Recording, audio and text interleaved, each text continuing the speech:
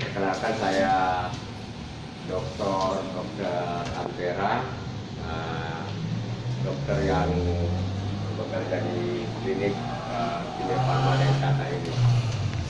Nah, adik-adik mahasiswa yang saya cintai, saya hormati, saya banggakan, kita adalah bagian dari agent of change dari masyarakat, di mana kita diharapkan mampu menjadi pembaharu di dalam berbagai aspek sosial kehidupan masyarakat.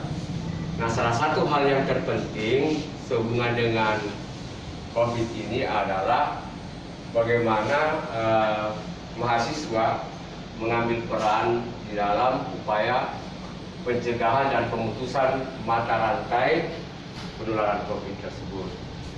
Nah, salah satu yang kita harapkan adalah bagaimana ketekunan kita, kedisiplinan kita dengan menggunakan protokol kesehatan, yaitu menggunakan masker, ya, kalau boleh pakai face shield seperti itu, kemudian bagaimana mencuci tangan dengan sabun dan dengan hand sanitizer, dan yang paling penting adalah bagaimana menjaga jarak kontak. Ya, kalian datang ke sini untuk rapid test itu bukan jaminan. Rapid test itu hari ini kita rapid nilainya hasilnya non reaktif, setelah pulang bisa menjadi reaktif. Rapid test itu bukan vaksin, bukan kekebalan, dia hanya mengetahui bahwa di dalam tubuh seseorang itu apakah telah terjadi telah dimasuki oleh alergen atau antigen dari virus tersebut. Nah, itu bisa saja terjadi namanya false negatif. Jadi pada saat dia baru pertama terinfeksi, kemudian kita ambil darahnya, itu titer antibodinya belum terbaca. Ya, belum terbaca berarti hasilnya non reaktif. Biasanya itu butuh waktu 5-7 hari baru menghasilkan reaktif kalau memang dia terinfeksi. Jadi kalau nanti setelah kita tes rapid semua dan kemudian nanti hasilnya negatif, dia bangga bahwa saya negatif, saya bebas berteman, bisa bercanda dengan teman-teman saya, tidak perlu pakai masker dan sebagainya. Padahal sebenarnya di dalam tubuh kita sementara mengidap virus corona ini, sehingga kita bisa menjadi sumber penularan. Ya, jadi ada namanya false negatif. Jadi diambil pada saat yang kurang tepat, ya. Apalagi kalau kita yang tanpa gejala, ya, yang tanpa gejala, sehingga kita mengatakan bahwa saya bebas, saya sudah rapid, saya bebas ketemu dengan siapa saja, jabat tangan, tidak perlu pakai masker karena orang tua aku ji, adikku ji, teman kuliahku ji, ya. Sehingga ini semuanya menjadi sumber-sumber penularan baru, ya, sumber-sumber penularan baru. Dan nanti kalau pulang dari hasil rapid ini kemudian hasilnya negatif, tetap saya harapkan kita menjaga jarak kontak, tetap menggunakan masker, dan tetap rajin menggunakan hand sanitizer.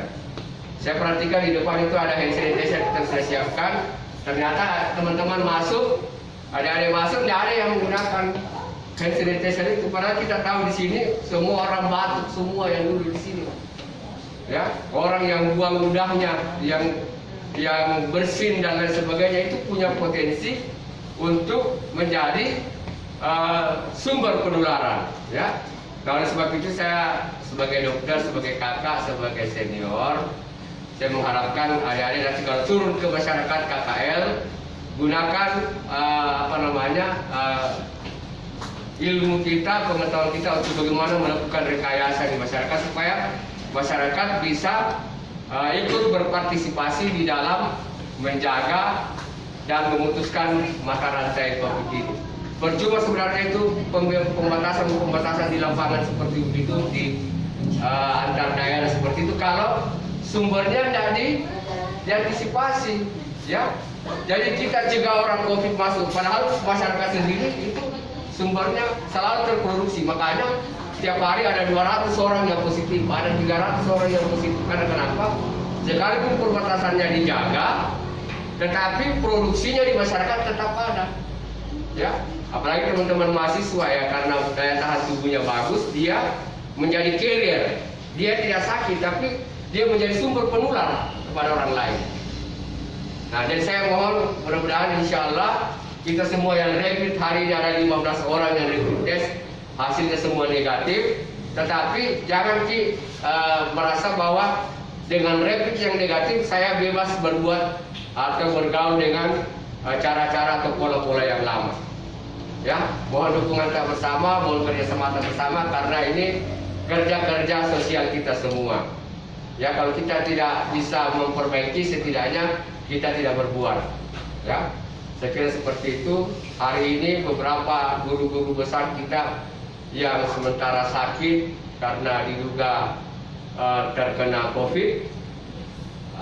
Jadi ini COVID bukan main-main, memang ada nyata.